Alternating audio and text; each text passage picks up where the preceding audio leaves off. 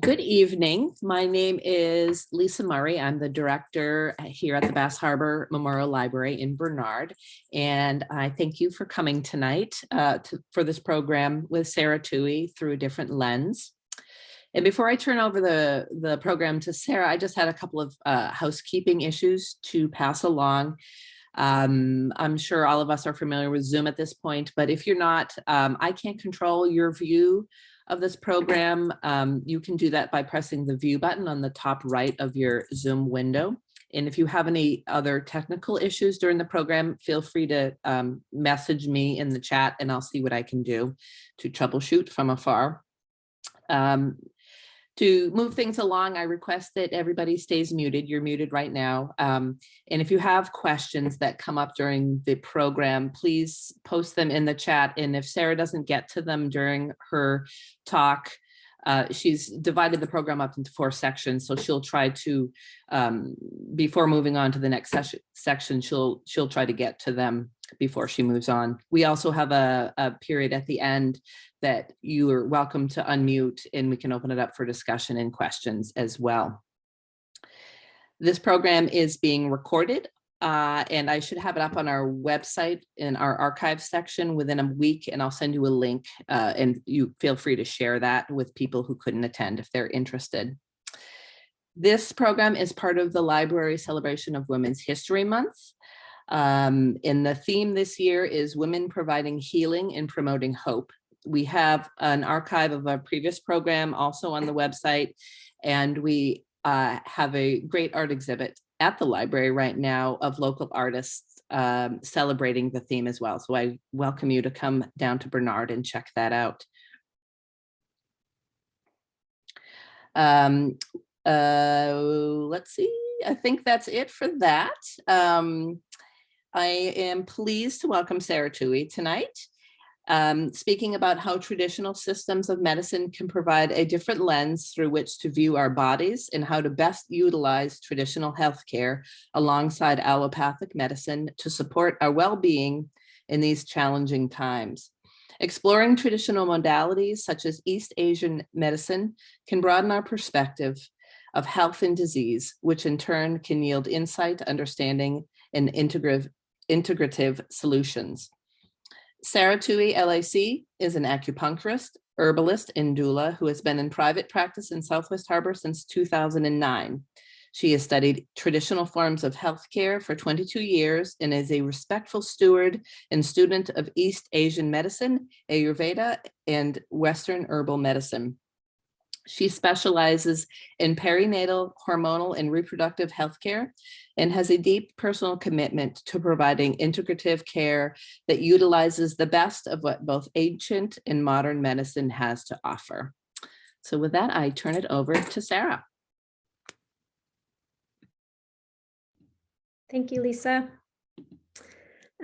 So the title of my talk tonight, Through a Different Lens, hold on just a second, let me pull up my notes. So we're thinking about the different perspectives in healthcare, and also different ways to utilize different forms of healthcare in parallel. I just want to preface everything I'm going to say tonight by saying that this is my own perspective as someone who's studied traditional forms of medicine for 22 years.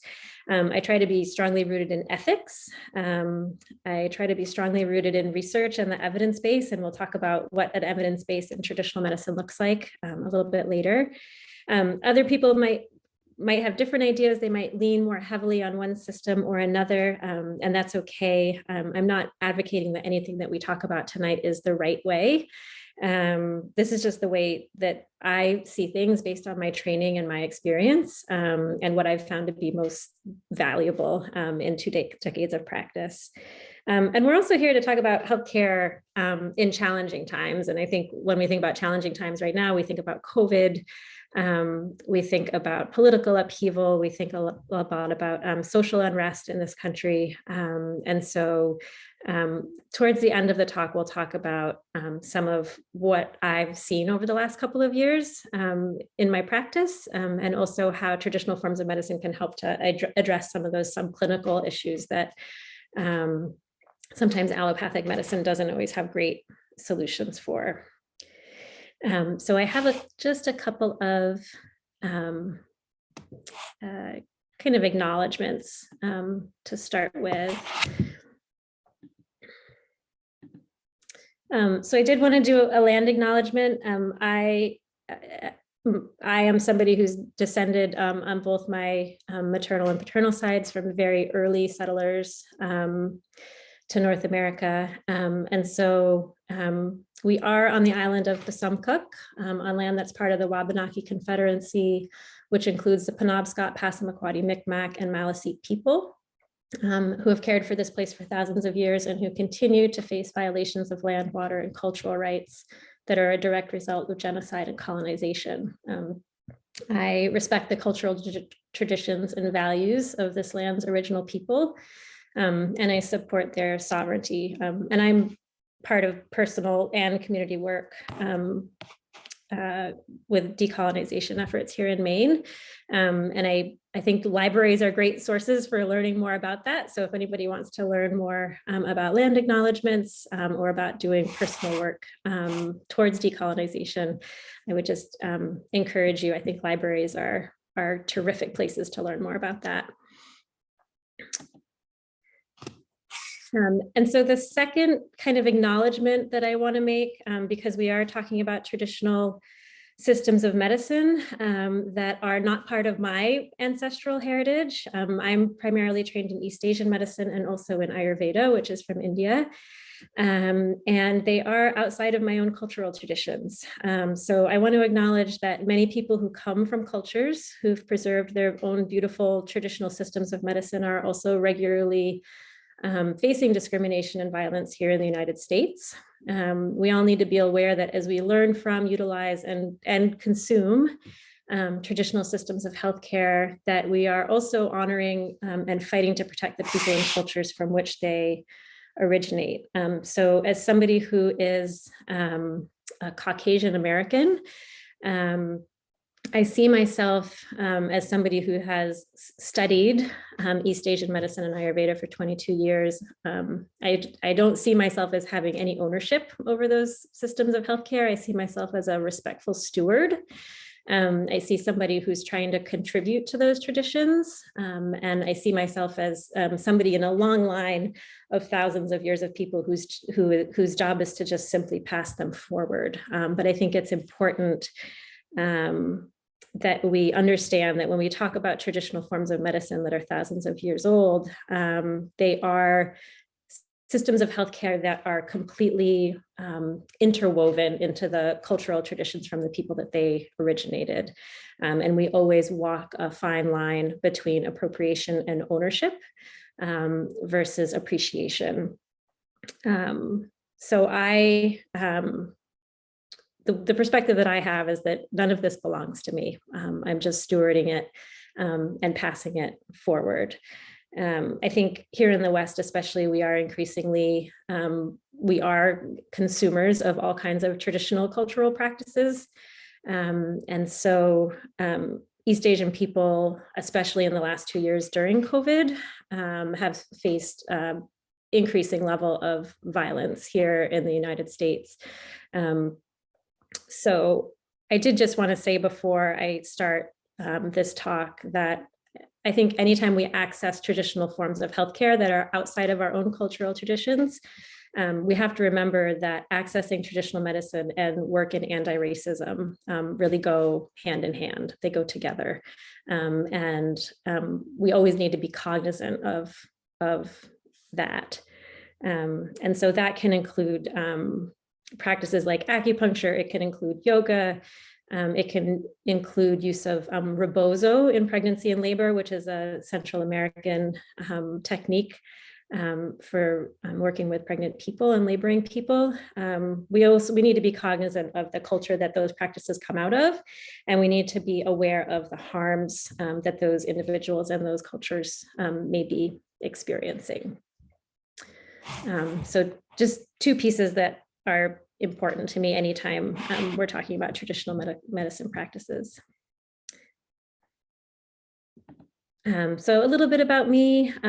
Lisa, I think, summed it up, but I'm a board certified licensed acupuncturist in Maine. I also hold licensure for custom Chinese herbal formulation here in Maine. I have a Bachelor in Science in Mind Body Studies from Lesley University. And I also studied for 3 years at the Ayurvedic Institute under Dr. Vasant Lad. I've been in private practice on MDI since 2009. And I also have been in the nonprofit sector as the program coordinator for Acupuncturists Without Borders. I specialize in OBGYN, hormonal and reproductive health, and I've been attending births as an acupuncturist and a doula since 2012. And my real passion in my field is perinatal care. All right. So we're gonna kind of come into our first section here. And so there's kind of 3 more sections to this. And I'm going to try and move through them. Brevity is not my strong suit. I can go on and on talking about things for a really long time. So I'm going to try and time myself well. I'll do my best. And if as questions come up, I will kind of have a look at the chat box towards the end of every section. If there's questions there that feel relevant to that section that feel important to be answered, then I'm happy to, I'll just kind of look through the chat and I will answer them. Then in the event that we don't maybe actually have time at the end for questions. Yeah. So I do want to go through just some definitions. I'm a word person. I think language is really important. The language that's used in traditional, complementary, alternative medicine, all of these different words that we have for anything that's not Western allopathic medicine is messy. And so I think, yeah, I think it's important that we just sort of get some basic definitions so that we're all on the same page. So like, for instance, I am regularly called an alternative medicine provider by some people, which is not true. There's kind of nothing alternative about a system of medicine that was used continuously for thousands of years as a primary form of medicine for millions of people. And then, you know, Western allopathic medicine is frequently called modern medicine. Which is also not completely true, because any system of medicine that has survived up to this point it's all modern. So I just wanted to kind of go through a few definitions here. I'm going to have to change what I'm seeing in front of me there. The first definition is allopathic medicine, and this is the form of medicine most familiar to us here in the United States. It's also known as Western, conventional, mainstream, or biomedicine. It utilizes doctors, nurses, pharmacists to treat symptoms and diseases using drugs, surgery, and other therapeutics and procedures. So our allopathic lenses, so here we kind of start to talk about our different lenses. Our allopathic lenses are the framework that most of us here who live and grew up in the United States have. It's the framework that is the most familiar to us. And these are the sort of lenses, or in my office, we call them our goggles, our different goggles that we put on of different systems of medicine. This is the one that most of us are brought up looking through, and the ones that we look through most of the time. And then we have traditional medicine. And I like the World Health Organization definition actually of traditional medicine a lot. So traditional medicine has a long history. It's the sum total of the knowledge, skill, and practices based on the theories, beliefs, and experiences indigenous to different cultures. Whether explicable or not, used in the maintenance of health, as well as in the prevention, diagnosis, improvement, or treatment of physical and mental illness. So like, take a minute to take that in, because that's a really expansive and wonderful definition. And it also really tells us that traditional forms of medicine are complete systems, and we'll come back to that again. But read that definition again if you'd like. So traditional medicine it's a complete system for understanding human health and illness. That's generally one culture's way that they came up with to describe the body, how the body works, what goes wrong with it, how to keep it healthy, how to treat it when it becomes sick. So traditional forms of medicine are old, and they are complete standalone systems of healthcare. So examples are East Asian medicine, which includes Chinese medicine and Japanese medicine, and which are all sort of variations on a theme that come from East Asia. It includes Ayurveda, which comes from India, and those are the two forms that I'm primarily trained in. And then there are every place in the world has its own traditional medicine. Some of them are more well-known than others. And so when we talk about traditional medicine, I'm not necessarily talking about things like chiropractic. I'm not necessarily talking about homeopathy or essential oils or massage therapy or energy work. Although all of those things, most traditional forms of medicine have components of those. So there are massage therapy and bone adjusting techniques in East Asian medicine and Ayurveda. And there are forms of energy work in most traditional forms of medicine in East Asian medicine that looks like the practice of Qigong. And so a lot of those types of things, the chiropractic and the homeopathy and working with oils, those are, from my perspective, they can be part of a traditional form of medicine, but they are not in and of themselves a traditional form of medicine. Traditional medicine it's a standalone and complete system of healthcare. Sorry, I'm having trouble with my mouse getting the little button to move forward. Good. And then we have integrative medicine. And integrative medicine, so we have our allopathic medicine goggles, and we have our traditional medicine goggles or lenses, and then we have integrative medicine, which is what happens when they kind of come together. So integrative medicine combines Western medicine with traditional medicine practices, diet and lifestyle changes, mental or behavioral health support, and modalities that are considered to be outside of the Western medical model. Integrative medicine takes a whole person approach, and it tends to aspire to offer well-coordinated collaborative care from a variety of disciplines and providers. Yeah, so the integrative medicine model kind of takes those two lenses and a whole bunch of other ones and different perspectives, and it can include mental health and behavioral health, and kind of brings it all together. Frequently, providers, there are some like certifications now for physicians for integrative medicine, but I really feel like being an integrative provider is a mindset more than anything else. It's a mindset that you have that you do not as one practitioner have all the answers, and you understand that there are a wide variety of possibilities for treatment, and we'll talk about that a little bit later. All right, and I just want to go through some problematic terms that get frequently used within when we start to talk about traditional medicine and complementary medicine and what it all is. So these are kind of in the order from the ones that I find least offensive to the ones that I find most offensive. So complementary medicine is a term that even I use frequently. We just kind of don't have good words yet to describe all of this.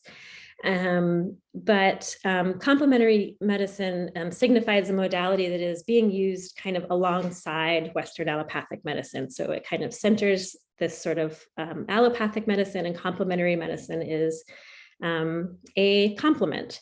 And sometimes that's true. Sometimes people are getting primary treatment with Western allopathic medicine, and something else is, kind of being used alongside it. But one of the reasons that this term bothers me is that it can tend to sideline other forms of medicine that are equally as valuable. Kind of the word complementary can sometimes make everything that's not Western allopathic medicine feel like sort of a side dish, I call it. And I think it can be, I know people of Asian descent who are East Asian medicine practitioners who sometimes find, they find that, you know, the complete system of healthcare that's part of their culture, they do sometimes find it offensive for it to be called complementary. Yeah. So the next term is mainstream or conventional, and that's oftentimes used when we talk about Western allopathic medicine. So it's true for here, mainstream conventional medicine is certainly Western allopathic medicine is the mainstream, but it's not true for all places in the world, and it's maybe not true for all groups of people in this country. And so this is another term that kind of centers allopathic medicine, and then anything outside of that is considered to be unconventional. So it's another term that gets used frequently. I even use it. You might hear me say it here this evening, but just something else to think about when we talk about allopathic versus traditional systems of healthcare. The word modern is sometimes used in place of Western allopathic medicine. It's important to understand that traditional forms of medicine have been used continuously for thousands of years. And so they are constantly evolving and changing to support people. That's why they still exist. So all traditional forms of medicine that are practiced today are modern because they're here, and no form of medicine that has existed for that long is static. Medicine by nature is a process of observing and responding. And so this process of observation and response is ongoing for all forms of healthcare. The word alternative, again, is like it's kind of the opposite of that word conventional. So it frames Western medicine as the center, and then everything else is alternative to it, which makes it seem like an either or, like you can either have this form of medicine or you can have the alternative, which is not kind of the integrative way that we like to think about things. So it creates a binary between Western allopathic medicine and everything else. I will say that most of the healthcare providers, at least in this area, have really moved beyond using that term, which is, I think great. And then farther down the list, we have natural medicine. I don't really understand what natural medicine means. Sometimes people feel like a natural approach is better. Like, I don't even know if acupuncture is natural. Like, I use highly manufactured sterile stainless steel needles, and I, put them into people's bodies. Is that natural? I don't know where the line is drawn between what's natural and what's not. So I feel like when it's done well, medicine provides the appropriate care depending on the situation. And I don't sort of have this sort of hard line between what's natural medicine and what's not natural medicine. I don't often feel like is helpful for getting people good care. And then this last word at the bottom, Oriental, I'm going to say that word once and I'm not going to say it again. It's a racial slur. And it is unfortunately still used rampantly throughout my profession. There are national organizations that still have this term in their title. And it's a term that should only be used when we're talking specifically about colonization and decolonization, and what has happened with East Asia in that respect. So that's a term that you may come across in the East Asian medicine world, and it's one that should always be called out and really needs to be completely struck from the language that we're using in East Asian medicine. All right, I'm going to have a look at the little chat box. What exactly is a naturopath? So a naturopath is they have different scope of practices in different states. They typically do a 4-year postgraduate medical school program that's in naturopathic medicine. Here in Maine, so they have the framework that they're using is allopathic medicine in terms of the way that the body works and in terms of the diagnoses that they're looking at and the way that they diagnose.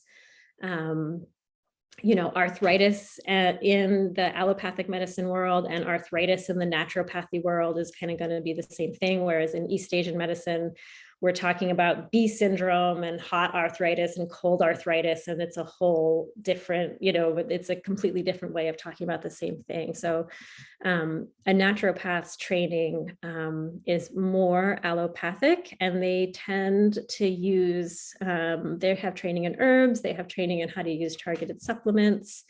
In some places, like here in Maine, they have limited prescriptive authority with pharmaceuticals. So I hope that answers your question. I don't know a huge amount about naturopathy.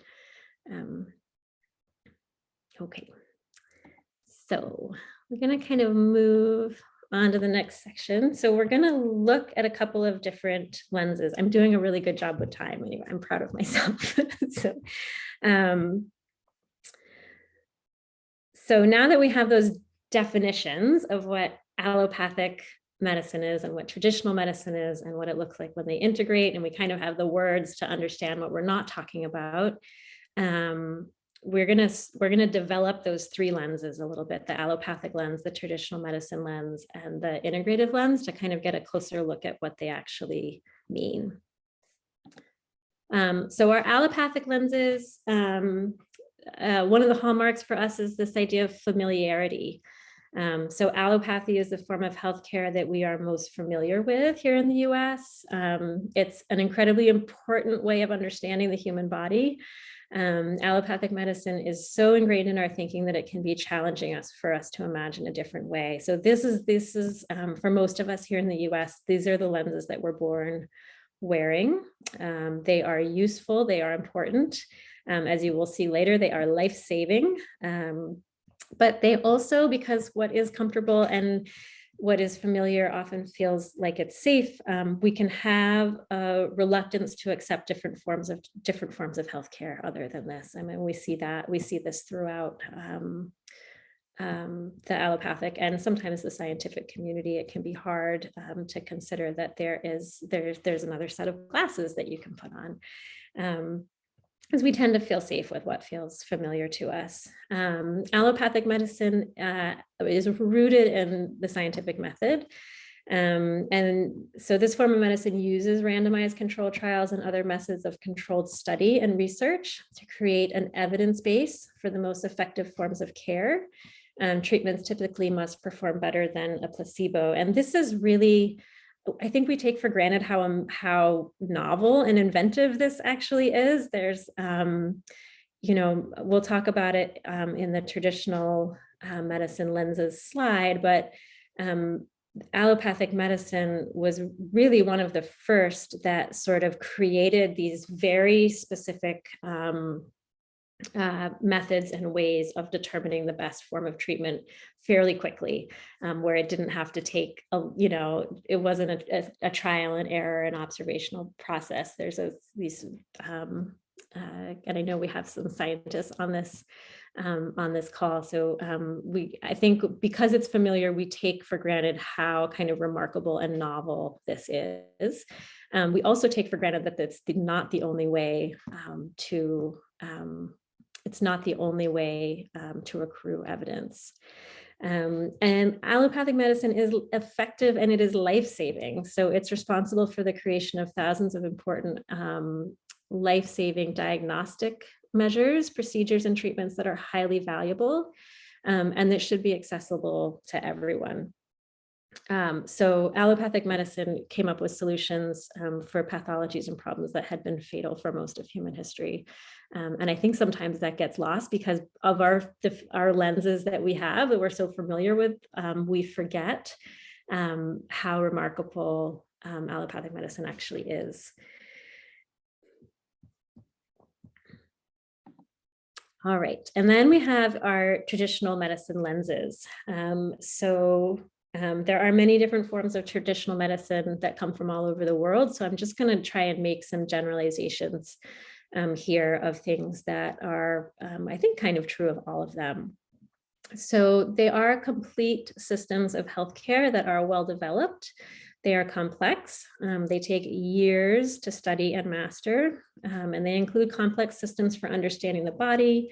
They include diagnostic tools, and they include treatments that are physical, phytotherapeutic, dietary, mental health based, a whole range of different treatments in each system. So they are our traditional medicine. It's a complete way of understanding how the body works. And they're freestanding entities that were used prior to Western medicine for thousands of years. And they're also, as we said before, completely tied to the culture and the worldview of the people from which they originated. I am grateful every day that we still have the ones that we have.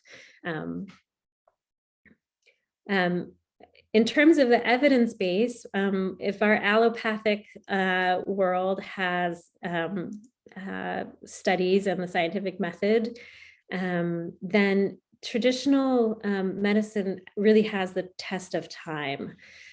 So traditional forms of medicine have been in continuous use on Earth for thousands of years. Practitioners have had hundreds of generations of ongoing observation to hone understanding, diagnostic skills, and treatment approaches. So where allopathic medicine is, we have like maybe 150, 200 years.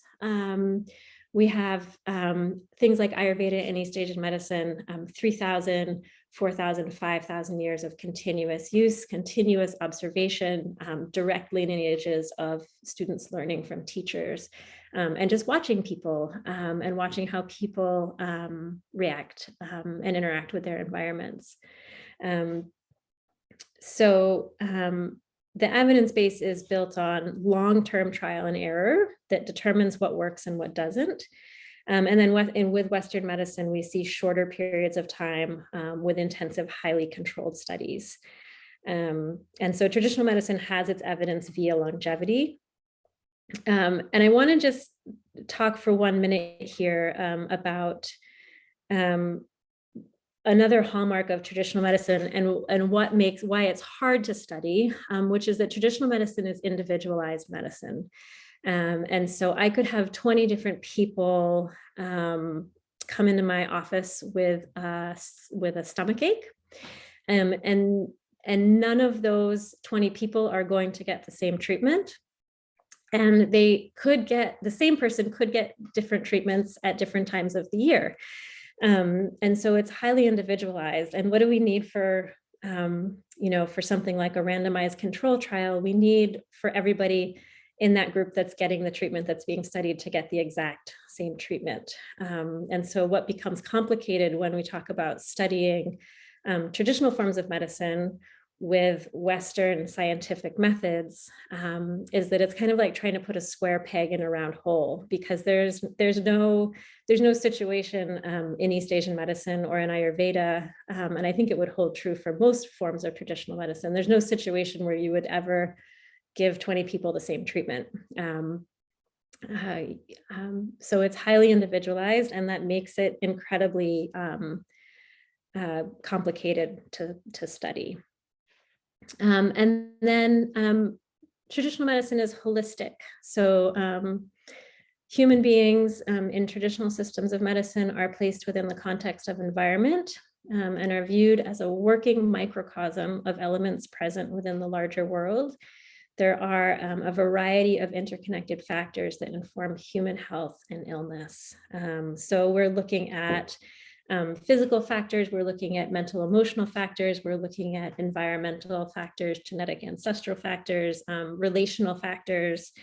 And these aren't kind of separated into different areas. These are completely interconnected in terms of the way that we think about things. So for instance, early in the pandemic, I had a lot of people coming in who were having heart palpitations. And we may think of that as being a cardiac issue, but in East Asian medicine, the heart, every organ is an entire sort of its own dimension. And so with the heart, we think about the heart itself. We think about how people are sleeping. We think about the skin and the sort of luminous quality of the skin. We think about people's joy. We think about fire, if people have got sort of different heat symptoms going on. And so when we think about something as simple as what looks to be maybe like a little cardiac issue that may be stress related, or it might be actually something happening with the heart, when we look at something that looks at the outset like a cardiac issue, we're actually looking at an entire dimension of many different aspects of that person's life, their physical well-being, their mental, emotional health, their lifestyle, and what's happening in their lives. So traditional medical systems are generally holistic in the way that they're looking at different problems. And then we have our integrative medicine lenses. These are non-binary. So allopathic and traditional medicine are not in competition with one another in integrative medicine. They can be used seamlessly together if we allow them to coexist as different lenses through which to view the body. They are, integrative medicine is evidence-based. So there's research in the form of controlled studies, and there's also research in the form of long-term effective use, which we talked about before. So these are both valid and important ways of gathering information. And integrative medicine, when it's done well, does have some kind of an evidence base that's kind of we're not just kind of making things up. There's some either historical or research-based evidence that we're using. And integrative medicine understands different strengths. So by having multiple lenses through which to view human health and illness, we're able to draw on the strengths of each system in order to have the best understanding of pathology and the widest range of options for treatment. So providers who are integrative minded are going to use different forms of medicine to provide their patients with more options. The trick and the skill of any provider is to make sure that both traditional medicine and allopathic medicine are being used well and appropriately, and knowing which system of medicine to use when. I had some examples, but I think I will just skip them over. All right. So this is sort of the end of this section. I'm going to kind of reach up here into the chat box if I can get it to come down and see if there are questions. There are not. So we will kind of move forward into this last section. Not quite yet. This is a great quote that I wanted to share. This is from one of my mentors, Claudia Sitkovits. Whoops. That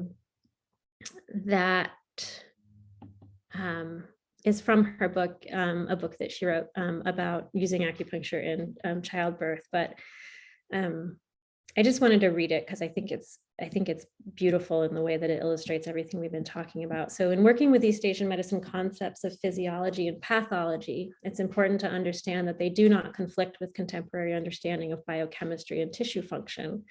Rather, they are complementary insights into how things tend to happen in our bodies and minds. The East Asian medicine principles can be thought of as a transit or traffic map, providing information about the terrain that is different from what is shown on a conventional map, but not aiming to replace it.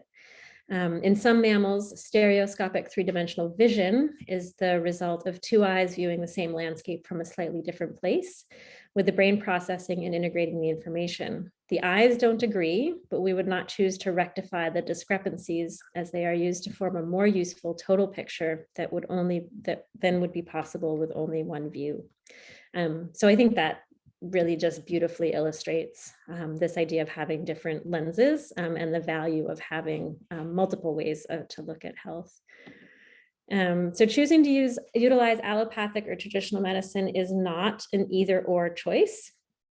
We can use multiple modalities and perspectives in order to gain a more well-rounded and comprehensive understanding of complex issues. And we have plenty of those. We have many complex issues, especially right now. So medicine for these times. So this is sort of the last quick section I'm going to wrap up with. So Challenging times present challenges to our health in ways that require new and innovative solutions. So in the times that we're facing, we're going to have to find ways for many modalities to work together if we're going to find workable solutions for all of the issues that we're facing. So how do we use these lenses to help us cope in challenging times? I'm going to say something slightly controversial here, is that we don't necessarily need more self-care tools. We have so many self-care tools. We're kind of being bombarded by self-care.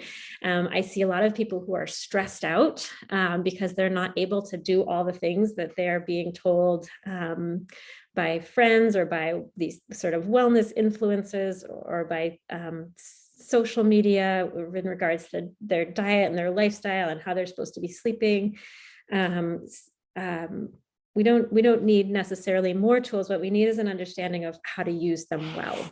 And so we kind of need, I think, culturally, we need a systemic and a complete change in the way that we're viewing health and illness and in the way that we think about it. And so one of the things that happened during COVID was that people would come in and they would say, I don't feel well. And they would list off a bunch of symptoms. And I would say, well, you know, I love primary care. So I always ask people, have you been to your doctor? And they would say, yeah. And they did a bunch of tests and all my lab work is completely okay. So I don't know if I'm making it up or maybe it's just all in my head. But they say that there's nothing wrong with me, or they don't know that it's wrong, what's wrong, or that it's just stress. And so this is where traditional medicine enters the picture, because it sounds weird to say, I can always find something wrong with you. This is, these kind of subclinical issues where all the lab work looks fine and your doctor can't make a diagnosis. This is where traditional medicine really shines, because it hones in on these symptom clusters, which we'll talk about in a minute, in a completely different way than allopathic medicine does. So one of the ways that we use all of these lenses together is by layering them. And so we think about layering different types of care in for the purpose of achieving the same goal. In different situations with different health conditions where one modality might fall short, another can step in and really shine. So when we talk about something like appendicitis, you don't want to go see your acupuncturist if you have appendicitis. I will put you in an ambulance and send you to the emergency room. But we can layer things in by saying, yes, like let's definitely we need to get your appendix out of your body. And there's nothing that I can do about that. But after your surgery, acupuncture is great post, after surgery. Herbs are great post-surgery. Movement, to help to kind of like break up scar tissue in that area can be excellent. So it's this idea of layering in different forms of care. Breech babies are another great example where Western medicine, what they have is what's called a version, where they go in and try and move the baby manually, or sometimes there's positional techniques. And so those are great. And there's also treatments with acupuncture that are really effective for turning a breech baby. So from 32 to 35 weeks of pregnancy, that's a great time to try some acupuncture. And if that doesn't work, then that version around 37 weeks, which is when Western medicine likes to do that procedure. You can try that, and we can even layer acupuncture in with that procedure. So this idea of, and I use puff pastry dough as an example of this idea that we're layering different forms of medicine together. And understanding every modality's strength is important. So different types of healthcare are inherently more adept at diagnosing and treating different types of conditions, which we just talked about. You don't want to see your acupuncturist if you need to have your appendix out. And a good provider in any area of healthcare should know enough to understand the limits of their medicine and make referrals. And it can be limiting to rely on any one form of healthcare for all concerns. So I think PMS is a great example of this. So if you have really severe PMS for a week before your period, you can go to the doctor, you can go to your OBGYN, and they're not going to have great solutions for that. There might be some anti-anxiety medication. You can try birth control. You know, there's different solutions that they have for PMS. Oftentimes, menstruating people are told to live with it. But if you're crabby and you've got headaches for a week every month, that's 25% of your life that you're spending not feeling that well. And traditional medicine is awesome for treating PMS with acupuncture, with herbs, with different lifestyle practices. And so that's a place where, when we understand the strengths of different systems, and when providers understand the strengths of different systems, we can determine what system of healthcare, what pair of lenses we want to look through in terms of our health. And this, I think, this is true for a whole range of different conditions. There's conditions that are absolutely going to be best treated predominantly by Western medicine, with other forms layered in. And there's other things, there's other conditions like PMS, like a lot of the different things that happen in pregnancy, such as morning sickness, where there are other forms of medicine that are stronger in treating those.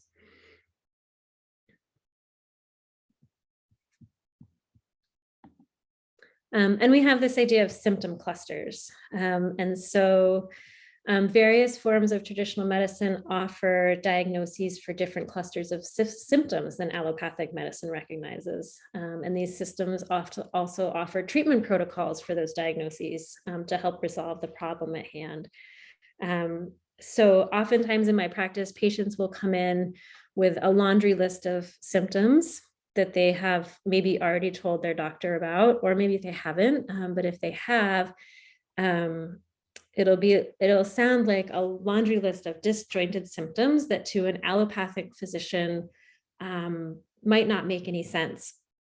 But for me, when I look at it through my lenses of East Asian medicine, or I look at it through Ayurveda, that person might be a textbook picture of a certain East Asian medicine diagnosis. So it's the lenses that I'm looking through have different clusters of symptoms entirely. And that's true for East Asian medicine, different symptom clusters. Ayurveda has its own entire world of symptom clusters, as does allopathic medicine. And so when we have these different lenses, something that seems perplexing in allopathic medicine is, to me, something as an East Asian medicine provider, that it's something that looks completely familiar. And I have a lot of examples of that too, and I can give more of those, but I want to make sure I get through the last few of these slides.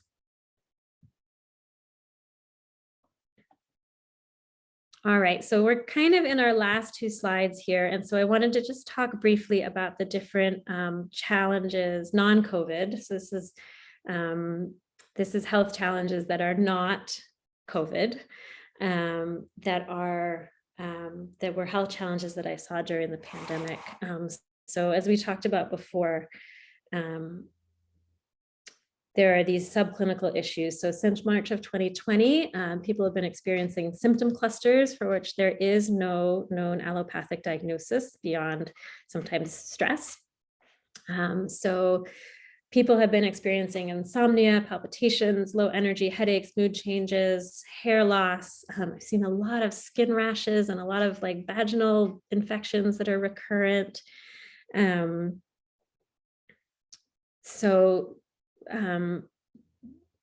Oftentimes, this is kind of what I'm seeing a lot of, are these subclinical issues where people don't feel well, but their lab work is all fine. The other thing, obviously, that we're seeing are issues that are stress related. So the impacts of long-term chronic stress due to uncertainty, fear, anger, strained relationships, a lot of really strained relationships, overwhelm, loss of support systems, and they all eventually take a toll on overall physical and mental health. Traditional medicine offers awesome solutions for all of that as well.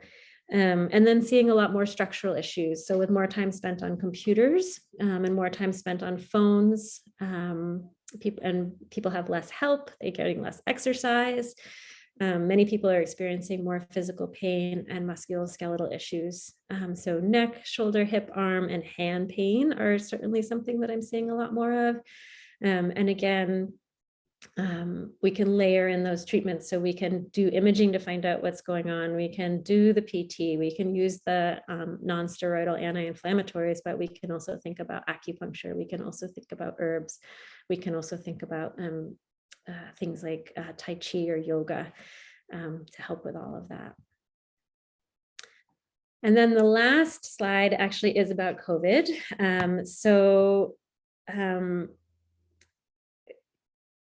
I have a lot to say. This is a whole other presentation, but I really see COVID as potentially being a beacon towards integrative care. I think if there is one good thing that came out of COVID, it's that there's an understanding that one system of medicine is not going to save us, and that a layered approach is required in hard times, and that collaboration is required in hard times. So things got very divided, I think, in the healthcare world during COVID. The scientific and allopathic and public health community got rightfully very frustrated with all the sort of disinformation happening in what we call the wellness community. And as a result of that, I think sometimes allopathy and the scientific community and the public health community, I certainly have seen it on social media, become incredibly dismissive of anything that is not part of our allopathic Western goggles. And so as an acupuncturist, I got worried about even thinking about recommending herbs to people who got COVID, because I certainly did not want to get labeled as somebody who was trying to cure COVID with herbs or anything like that. So things got very divided that way, but it wasn't without reason, because there has been so much bad information about herbs and unproven cures and supplements, and all kinds of unproven preventative measures for avoiding COVID.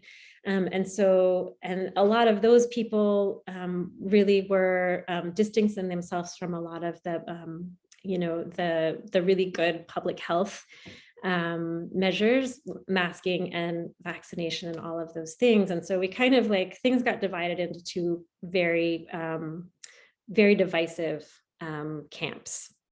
And I think there's, especially on the, in the kind of herb and supplement camp, there's been a lot of people who are making a lot of money off of people's fears or for their desire to feel like they have some control over the pandemic. And people want solutions. But again, we can come back and we can say we have different lenses, and it doesn't have to be an either or. We can have both and. And so for prevention, following public health recommendations and making sure people have access to good nutrition, making sure people have access to movement practices, making sure people have access to good healthcare and mental health services, access to outdoor spaces, access to traditional medicine and integrative health providers. So for prevention, we can do all of those public health measures, and we can do vaccination, and we can have access, we can be doing all of these things related to nutrition and movement and traditional practices that keep our bodies and minds healthy. We can have both. In terms of acute COVID, movement, herbs, acupressure, all became ways that people within my field, within East Asian medicine, were helping people at home when they had COVID. So there were a lot of acupuncturists who were kind of doing Zoom consults with their patients when they got COVID, and finding that keeping people moving was really helpful in helping people feel better more quickly, keeping the blood moving. And in China, they were doing a lot of work very early on with providing herbs to the COVID patients in the hospitals and developing formulas. And we have a long history of rich history of herbal medicine, in Chinese medicine especially. And it's possible to both be like checking and making sure that your symptoms are okay and that you don't need hospitalization. And it's also okay to be accessing things from trained traditional medicine providers that might help you recover more quickly. And obviously, if you need the allopathic therapeutics that are coming out and hospitalization and all of that stuff, we can have them both be working together. And then when it comes to long COVID, I think the approach to long COVID is going to have to be integrative. And I think that this is why I say, I feel like part of me feels like COVID is going to be sort of this beacon into integrative care, because a lot of we don't have solutions for long COVID. It's going to be a public health crisis that is going to be with us for decades. And some of the things that are happening right now with Mount Sinai, their long COVID group, they have those people involved with a program called Stasis, which is doing breath work with people. So there's some really interesting things happening there. I have many people that I know, both locally and all over the country, who are suffering from long COVID, are getting treatment from acupuncturists and herbalists, as in addition to their allopathic doctors and all kinds of specialists. And I think the way that people are really going to see results going forward is if we can have this more integrative mentality in terms of long COVID treatment. So that is it. I ended at 8:01. So I could have gone on for 3 more hours. But Lisa, if you don't mind hanging out for a minute, do you mind if I answer a couple of these questions? I don't mind at all. Okay. Yeah, I was going to say, you looks like you have a couple here, and if people have anything beyond this and they want to unmute, feel free. Okay, and the other thing is I'm only going to answer questions for about 10 minutes, just because Lisa's very generous to sit here with me past 8 o'clock, and I don't want to overstep, because I can go on all night. So a brief definition of Ayurveda. So it's the traditional medical system that comes out of India. It's 5,000 years old. It, like East Asian medicine, is based on a sort of a 5-element system, and then beyond that, defining different organ systems and different constitutions of people. So that's kind of the way that it looks at the body. It's hard to explain really quickly. I don't know if you had, Lisa, if you had a more specific question. No, I just don't know a lot about it. Yeah. I would recommend my teacher Vasant Lad has got some great introductory books, and he's actually got a great book of Ayurvedic home remedies, which has a really comprehensive overview. He's an amazing teacher, and it has a really comprehensive overview of Ayurveda, and then it has a lot of home remedies for all kinds of different common everyday thing, headaches and stomach aches and that kind of stuff. So that's a great book about Ayurveda. It's been out for a while, but I feel like it's a good one. What is the title? It's called the Ayurvedic Book of Home Remedies, I think. Vasant Lad is his name, and that's one I would recommend, because it's useful in addition to being a good sort of introduction. Okay, what do you think we need to do as a society to encourage more integrative of allopathic and traditional medicine? I think that I could go on and on about this question too, but here's the thing, is that I think it's very easy for us to blame the institutions that we're in, and blame the insurance companies, and blame providers, and blame medical schools, and but I think ultimately we're the consumers. And the more we can educate ourselves by talks like this, or by learning about Ayurveda and learning about traditional medicine practices, and understanding this idea of the different lenses that we can look through, and understanding, as I talked about before, the different strengths that different systems of medicine have, the more that we as consumers can do that, the more that we start to be able to change the way that we're using the system. And that's when the system actually changes, is when we change the way that we're using it. And so if you go into your doctor and you say, you know, they give you, you have an issue, like, let's use the PMS one again, because it's so prevalent and it's gotten so much worse during COVID in terms of what people are experiencing. And you go into your doctor for that, and you kind of don't like your options, and you say, well, what about herbs, or what about this? And if your provider sort of, you know, shuts you down, you have an opportunity to educate, or you have an opportunity to just go and find somebody that you think can help you. And then you go back to your provider when you're better, or you write them a letter and you let them know. Because that's what I saw here. You know, when I moved here 13 years ago and I opened my practice, for the most part, I was welcomed with open arms by the physicians, but there were a few that were actively telling people, don't go see her. You will be wasting your time. You are wasting your money. Acupuncture doesn't work, which is one, untrue. Also, I feel like anytime a system of traditional medicine is just dismissed, there's inherent racism involved there. And that's a whole other, that's a conversation for another day. But what slowly happened over time was that those physicians, their patients came to see me anyway, and they got better. And then their doctors got to see that what they were doing was working. And so we as consumers are the ones that are going to change the system. And we do that by educating ourselves. And I see one more question. Is there an age range when acupuncture can become a support for teenagers experiencing premenopausal or premenstrual? I'm going to say that person might have meant, whoever wrote this question is free to unmute themselves. Premenstrual, yes. I would not have teenagers being worried about perimenopause. But yeah, is there an age range? I would say as soon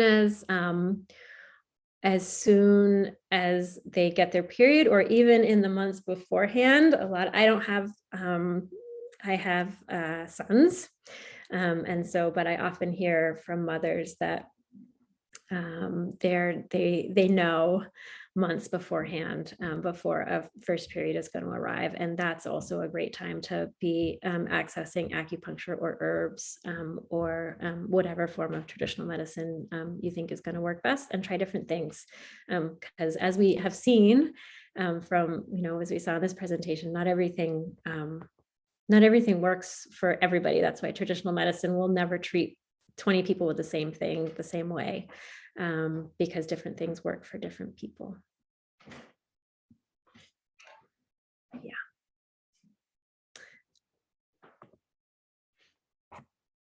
So if there are other questions, I'm happy to answer them. If not, then we can wrap it up.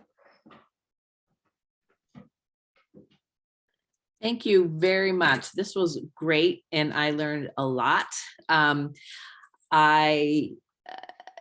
You just went so far into so many issues. I mean, I could have you come back every week and expound more on all of these just different parts of what you do. And you've given me a lot to think about. And thank you very much for what you do for this community. And I appreciate you giving us a little peek into what you've been working on in this community, and especially in the past 3 years of supporting us. So I appreciate it. Thank you very much. You're welcome. And it's my pleasure and my honor. And if anybody has questions that come up, or if you have other things that you have questions or anything like that, always feel free to reach out. I don't have a receptionist. There's no firewall between me and the people that I work with. And I try and always answer questions when people ask. So Thank you very much. Yeah, you're so welcome. Thank you, Lisa, for hosting this. I really appreciate being asked. Thank you. Yeah. Thank you all. Good night.